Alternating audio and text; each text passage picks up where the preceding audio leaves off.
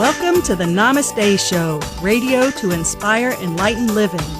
Namaste simply means the spirit of love in me honors the spirit of love in you, and all is well. I'm Charlotte McGinnis, your host, and I thank you for joining me today.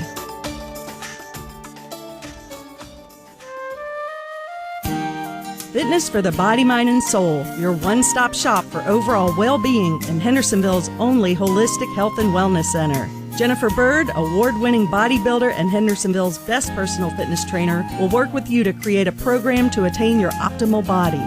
I love my therapeutic massages from Elena, facials with Claire, and then have an organic veggie juice or smoothie with Tony. Fitness for the body, mind, and soul also offers Zumba, Nia, Ageless Grace, boot camps, abs, stretch, yoga, and Tai Chi. Great membership deals are waiting for you. Come in for a tour today at 419 South King Street in downtown Hendersonville or call us at 489-3855. See you there. Are you feeling like you would like more clarity and inner peace in your life? Are you looking for a unique and personal gift for someone?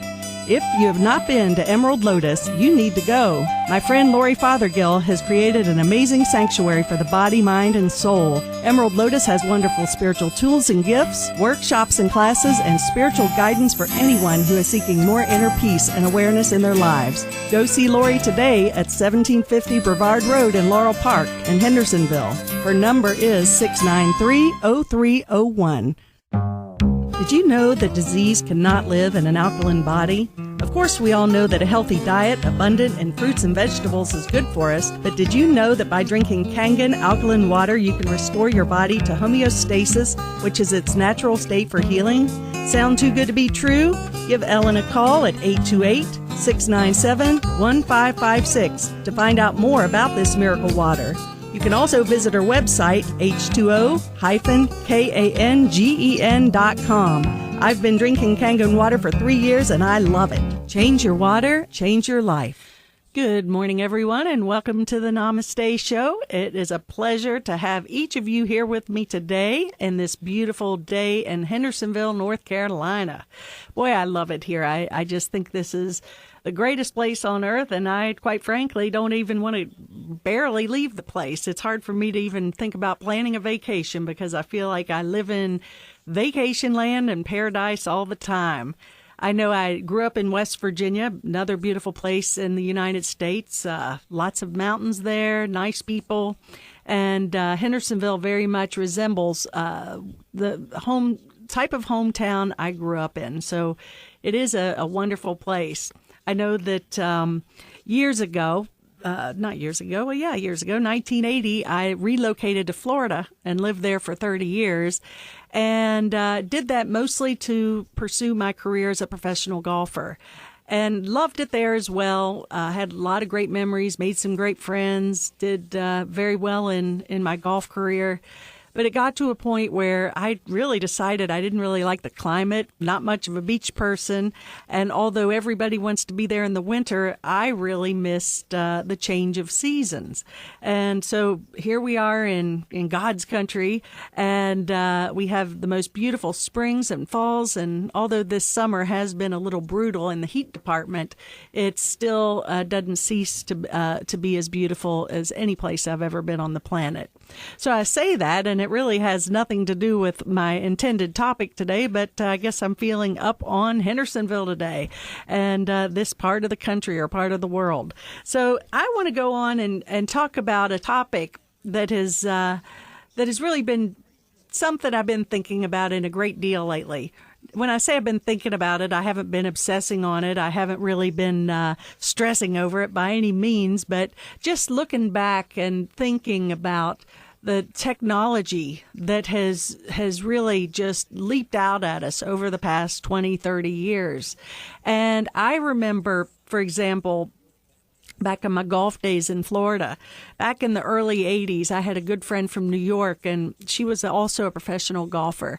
And I used to love to ride in her car because she had a car phone. And when I say a car phone, this was not a mobile phone in the way, shape, or form. It wasn't one of those big clunks that looked like a brick that people were carrying around. This was before that. This was an actual car phone.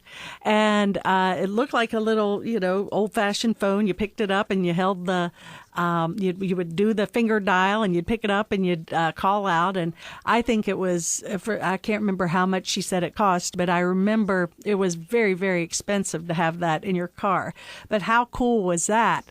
And to think, here we are 25 years later, and probably 95% of the people, at least in our country, all have cellular mobile phones, and it's just an assumed thing that everyone's going to have one.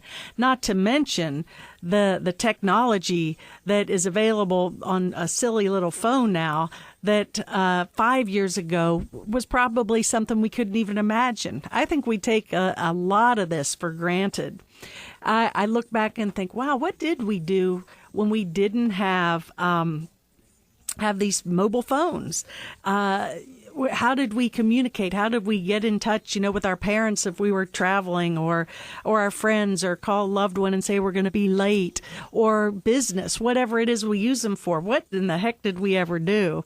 But somehow we did manage. And in some ways, as I'm looking back at this technology boom that we're living in, is this technology a gift? Is it a blessing? Or is it a curse? And I can see both sides of that coin, because, in many ways, it's the instant access to information, being able to connect literally with someone. I have very good friends who live in Ireland, and we literally can Skype. I can push on my computer, and I know many of you are familiar with Skype. Some of you may not be, but it's a tool that is available for free. Absolutely free. And all you got to do is push a button, and it is literally in an instant. I see their face, they see mine. You can have a meeting, you can have a conversation, and talk about whatever you choose to talk about in live time, face to face. Is that fascinating or what? So to me, that's a great blessing, because for that particular purpose, and many other times that I do choose to use Skype, it is used for spiritual discussion groups. When I get with people who I love to share spiritual ideas and concepts with, we actually even as a group did a prayerful meditation, and we had actually, as a group of 10 of us, held hands, and then one of us had our hand on one side of the computer and one on the other, and we sent love and healing prayers to our friend in Ireland. And wouldn't you know it, not surprising to me at all, that there was she actually had healed immensely from that experience, because the love that literally went through the waves, and it didn't need to go through the waves of the computer, because there is no separation between us and anyone, no matter where they are in the world. And that's been an eternal universal truth. But now we've got the internet and, of course, technology to help us actually see it and experience it at a completely different level. I was in the bank the other day and doing a little bit of business, and I was thinking to myself, wow, how did we monitor? I come from a banking family. My father is 88 and still in the business, and grew up with that. And I remember my little passport, and I'd take passport savings book, and I would take that into the teller, and I'd put my coins and dollar bills in there, and she would count it and throw the change into a machine and count it all up, and then it would be logged into this little book of mine, and everything was handwritten. Everything was logged at that time. And I'm not that old. I'm 50 years old. And I remember this so vividly that it was as if it was yesterday. And yet now you can go in, you can do your banking online, you can make deposits. I have an account with Chase Bank. That's one of my banks that I use, and I can make deposits because there's not a local Chase Bank here. I do it online banking. I literally push an icon on my iPhone, and I've got a deposit made. I take the picture of the check, and it's immediately in the account. So what the heck is all this about? Is it a blessing? Is it a curse? Another thing I want to talk about is the fascination of being able. When I first got a computer maybe 20 years ago, I thought I would never be able to to handle all the technology that the computer offered. It was intimidating to me. And now I don't even know how I would really do business without it. To be able to use a computer, I have an Apple or a Mac myself, and I'm able to make beautiful flyers and posters. And it's not that hard because, as I say, if I can do it, really anybody can do it.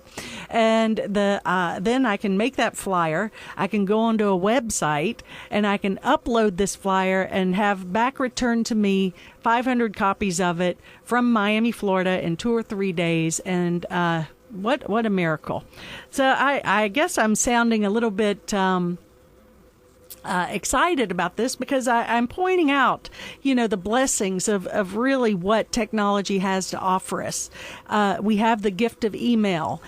We have all these wonderful ways of communicating and keeping in touch with people that we've never had before.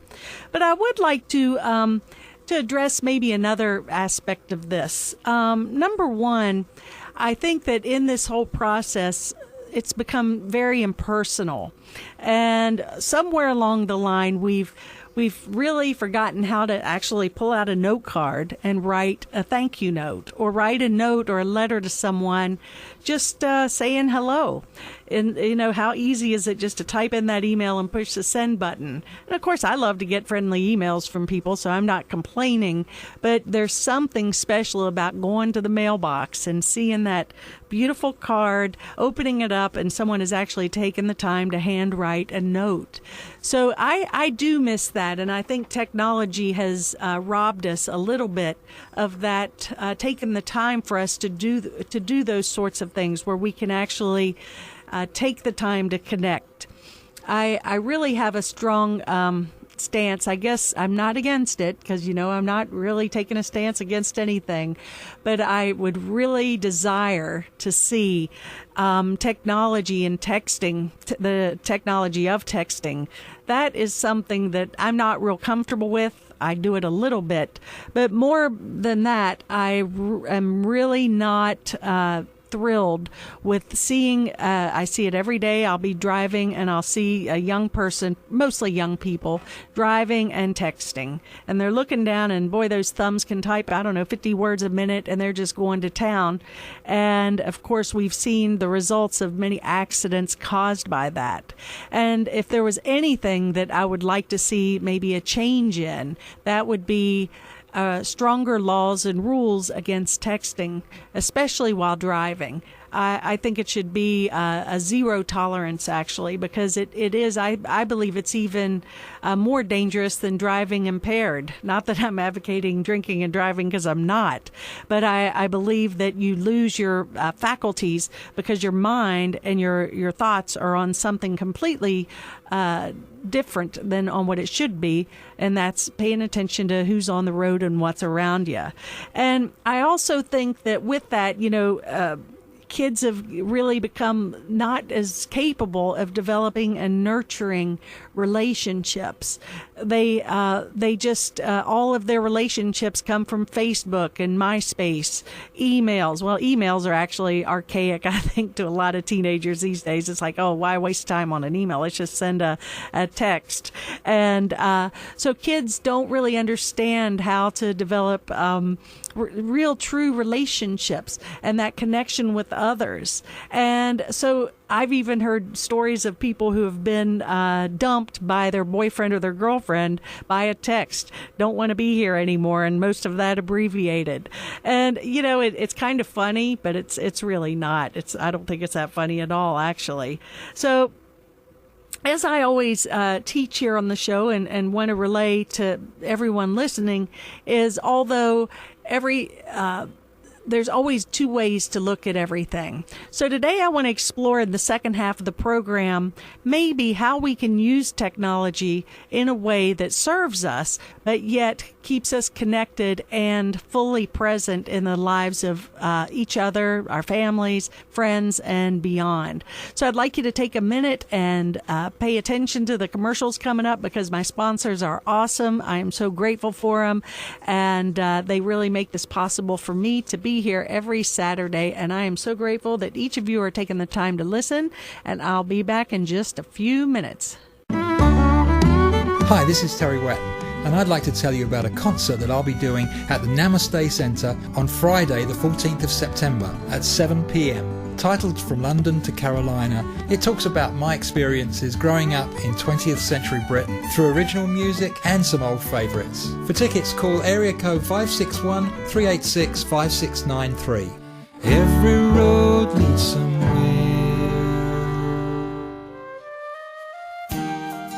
Thai food is not only delicious, but it's good for you too. My favorite Thai food is Hendersonville's first Thai restaurant, Thai Spice. Jan and Nook share their authentic Thai recipes with the freshest ingredients available and create dishes pleasing to your taste buds and your tummy. Their friendly, accommodating servers and staff make the experience all the more enjoyable. Stop by soon and check out Hendersonville's best Thai food.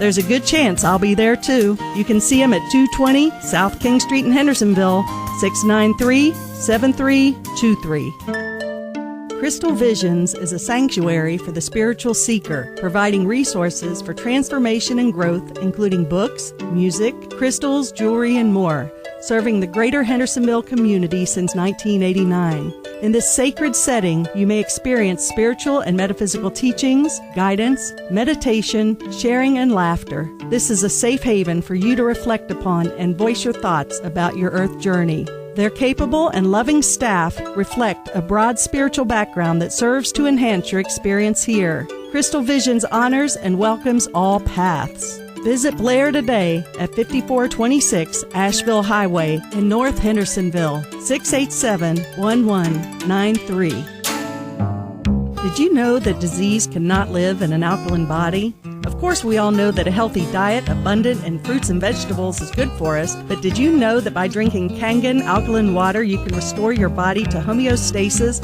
which is its natural state for healing? Sound too good to be true? Give Ellen a call at 828-697-1556 to find out more about this miracle water. You can also visit her website, h2o-kangen.com. I've been drinking Kangen water for 3 years and I love it. Change your water, change your life. Welcome back, everybody, and this is the Namaste Show. I'm Charlotte McGinnis, your host, and thanks for being here. Well, the first part of the show today, I was actually talking about technology. Is it a blessing or a curse? Well, based on how I think we look at anything, it's really up to us to see everything as either a blessing or a curse. I don't really enjoy the word curse, but I choose to find blessings in everything. I know a lot of people that I know and don't know are really into Facebook, and I happen to be one of them. I have to admit I'm on Facebook. I do use it to keep in contact with family and friends I haven't seen for years, and also use it to promote my own personal business. My book, A Golf Course of Miracles, we have a Facebook page. The Namaste Center, downtown Hendersonville, we have a Facebook page there to keep people up on all the activities there. So it, for me, is, wow, this is just free advertising. It's a great way to gather great resources of information to share, and also a way to make so-called virtual friends. And, you know, just by the technology of Facebook, which is fascinating in itself, you can literally gather thousands of friends based on, you know, people who are like-minded, maybe friends of friends, and then you see someone who has a post or says something that may be of interest to you, and you ask them to be your friend, and before you know it, you've got 1, 2, 3, or 5,000 friends. And it's interesting. It's all good. I really am excited about that. There was a funny posting one time, and it was on Facebook, and it was in a funeral parlor. It was just a little cartoon, and there was a man and a woman standing there, and there was the coffin and the fellow lying in it, and the woman says to the man, "Wow, I thought there'd be more people here." He had 5,000 friends on Facebook, and they said, well, there were a lot of RIPs and love yas and things like that. And, you know, that goes back to not being such an unrealistic scenario, the impersonal side of Facebook.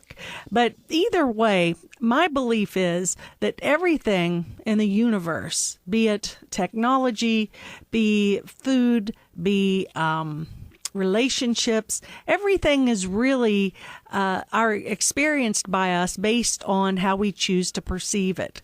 Perception creates our experience. So if I'm judging something as good, then that's going to be my experience. If I'm judging something as not good or bad, then that will be my experience. I believe everything on the planet can be used for healing the belief in separation and fear or perpetuating it. And I do see technology being used both ways. Many people use technology to bring forth more light and awareness and love to the planet. It's a blessing to the universe that we couldn't have even imagined 5 or 10 years ago. And unfortunately, many people use it for the opposite. They use it to perpetuate separation, judgment, hatred. And it's their free will, their choice, their freedom of speech. I understand and honor that. But in the meantime, when we use these wonderful gifts of technology as a means for condemnation and judgment, we're actually able to send out a ripple effect that exceeds that which we could just a couple of years ago. But on the other side, looking at both sides here, that we can actually use this blessing and gift of technology to expand the light and love in the world. And that's how I choose to use it. I really see this as a blessing and a gift, and that I want to use my cell phone as a means of communicating and contacting people in love. I want to use my Facebook posts as a means of connecting and expressing love and oneness. And I want to be able to make images and flyers that represent the message that I choose to share. So for me, it is an extension of love. But it's up to us how we do, not only how we use technology, but how we use everything, how we go about everything in our lives. Now, some of you may or may not have ever heard about the continent Atlantis that actually sunk into the ocean thousands of years ago. Now, some people think that's a myth, and some think it's actually was a true continent on the planet. Either way, whether you believe it or not, that it exists in reality or just the myth, that's not even the point I'm trying to make here. But what the message of Atlantis was that it was so perfect, and that what happened was literally they were so technologically, I've heard this said, I don't know if it's true or myth, but it's been said that Atlantis was so technologically advanced that the technology overtook the human heart of the people that lived there. And I can see that as a metaphor for maybe what could happen in our lives today. In other words, we give in so much, we surrender so much to the technology that many times we've stopped thinking for ourselves. We've let computers and technology make decisions for us. We've gotten lazy. In many ways, we've forgotten how to think for ourselves. So we can use this wonderful blessing and gift of technology as a means of really supporting our spiritual growth and helping us to think deeper and to use the wonderful tools there that are available to expand our hearts and our consciousness, or we can just surrender to it and just let it drive us. And I believe that if we allow that to happen, then we're just giving up our humanness. We're giving up our spirit to something that is not geared with a actual consciousness or a heart. And these are decisions that we make every day. I really believe that in anything that we show up in life for, be it Facebooking or watching a television show or going to a movie or choosing a restaurant for dinner, whatever it is, we do have that ability to choose. And the choices we make each moment are dictating our future. So if you want to look at where you're going, where your life is going, look at the choices you make right now. What are you feeding your consciousness with? What types of television shows do you watch? What sort of websites are you interested in? Are you choosing to fill your conscious mind with thoughts and ideas that support growth and healing and oneness and peace? Or are you just giving it over to the brainwashing of the mass media and perpetuating the fear and the judgment? it really is up to us to pay attention. I know I mentioned on last week's show that really we have the choice of what comes into our conscious mind, and that is dictating what actually our experience not only will be personally, but also collectively. And the quote I mentioned last week from Socrates, which was, "The unexamined life is not worth living." You know, at some level, I believe we've stopped examining our life. We just don't pay attention anymore. We just let other people tell us how to think. Okay, I'm going to go to church so you can tell me how to think. How should I perceive this situation? Or we read magazine articles. Well, tell me what to think about this. Or we'll watch television. Oh, well, this commercial says I need to look like this to be acceptable in society. You got my message. You know, we just give our power away. We've gotten lazy.